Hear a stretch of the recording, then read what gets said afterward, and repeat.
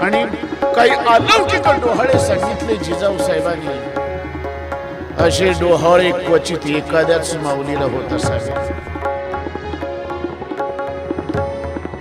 काही अलौकिक डोहाळे जिजाऊ साहेबांचे आहेत. आभास वाघावर बैसावेसे वाटते. आता मला प्रामाणिकपणे सांगावं, या अवस्थेमध्ये असणाऱ्या कोणत्या माऊलीला आजपर्यंत वाघावर बसावं वाटलं? काय डोहाळे येते. आभास वाघावर बैसावेसे वाटते.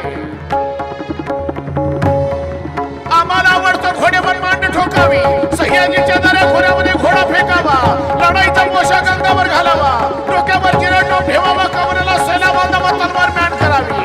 आपल्या समोर उचलून येऊन आपल्या मायमानावर बलात्कार केले जातात. त्या हैवानाचं शिरधाडा वेगळं करावं. हिंदवी स्वराज्य आम्ही निर्माण करावं.